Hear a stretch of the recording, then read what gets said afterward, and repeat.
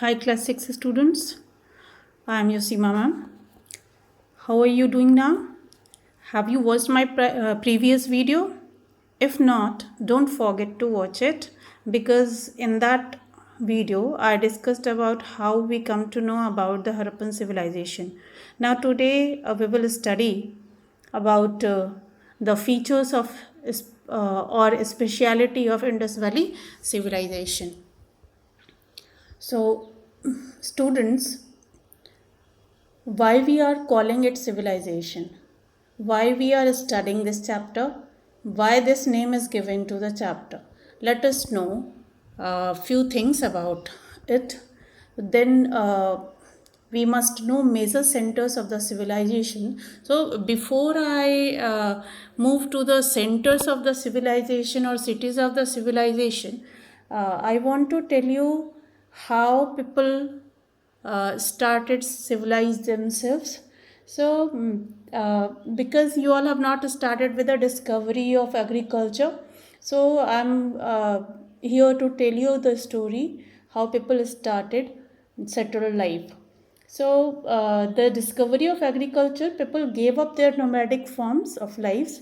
Earlier they were moving from one place to another in search of food and water and shelter, and when they come to know that there is a way when they can grow grains and settled somewhere for the protection of grains, so they started settling in small villages. These villages grew along river banks only because water was not available everywhere. So as people tried to make their lives more comfortable, their needs gradually increased. These led to the rise of many occupations. Means people started practicing many things, and division of labor we may see there. The farmers and craftsmen produced much more than what they required. Means people were not only making things for them only, but they also started making things for others. This made essential for people to exchange goods with each other. Suppose farmers were growing grains, and craftspersons were making articles for others also. So for their survival, people started exchanging their goods from each others whatever they needed. So such a place was called a market where these types of exchange took place, and those markets further developed into a market town. So some of these towns grew into big cities. In this way, trade led to the growth of cities. So that were specialized in crafts and trade. The village, on the other hand, continued to prosper in agriculture. So the growth of trade and cities led to the rise of civilizations. So I'm clear here, students. Means when people started growing not only for themselves, growing grains or making articles not only for themselves but for others also, and to fulfill their needs they started making a market or cities to exchange all those things. So in that way only cities came into existence. So uh, then we must know major centers of civilization. So apart from Harappa and Mohenjo-daro, other important sites of civilizations are, as I have already shown you, the earliest cities in the subcontinent, Mohenjo-daro and Kalibanga in Rajasthan.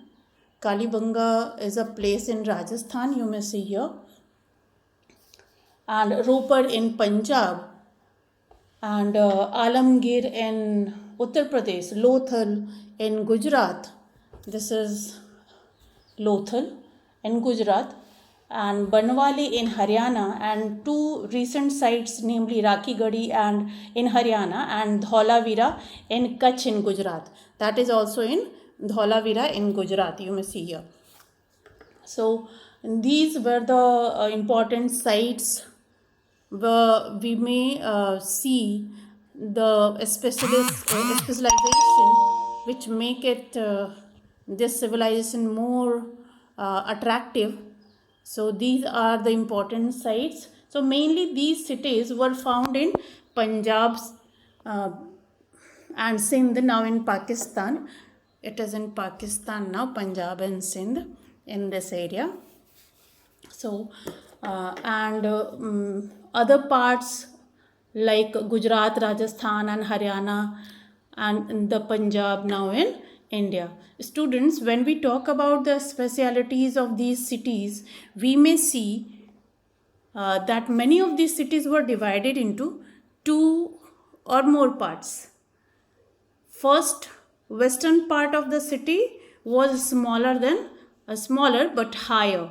Means part of there were two parts of any cities. One part was small in size, but they are much they are located at higher positions, and archaeologists describe them as the citadel, means a fortress, or typically one on high ground above a city, high area above ground above, or high ground above a city. So eastern part was larger, but it was called the lower town. So I want to show you with by making this. Suppose this is a part of city. So this western part, this part is higher than this lower part, and fortresses are made here only, and here a walled city, that is lower town, it was made. So this is eastern part and this is western part of any city. So eastern part was larger. You may see here, this part is larger than this part. So it was called the lower town. And in this town, baked bricks were used to build walls around each part. So these bricks were made up of red sand and red sandstone, and baked so well that they have lasted for thousands of years. Means we can find those bricks nowadays also. So the bricks were laid in an interlocking pattern. Means two were kept two were kept in vertical manner and two were kept in horizontal manner. So interlocked was made. So this interlocking pattern which made wall very strong. So in Mohenjo-daro, the citadel was on the western side of the city. And what else I want to tell you about this city is in Mohenjo-daro we may find Great Bath, that is lined up with bricks and coated with plasters, and these plasters were watertight with a layer of natural tar. There were steps leading down to it from two sides. You may see here in this picture also. And Kalibanga and Lothal fire altars are found where sacrifices may have been performed. You may have seen in Yagya also, people do Yagya where fire altars are made. And some cities like Mohenjo-daro, Harappa and Lothal had elaborate storehouses also. So storehouses were there to keep grains, to keep grains. So people were growing grains in large amount, and they were storing it in those storehouses also.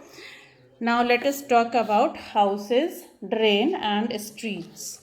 So houses were 1 or 2 story.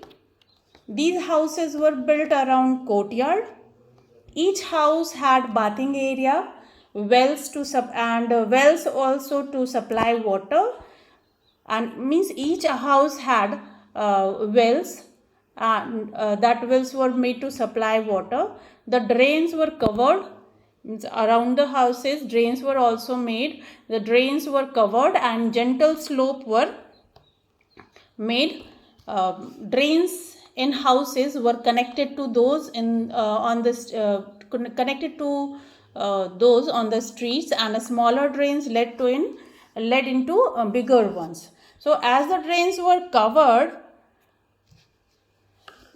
inspections holes were also made at intervals for cleaning purposes. So wells were made to store wells were made to store water, and as all area was not were not very much rich in water. For today students, this much only. Until then, take care. Bye.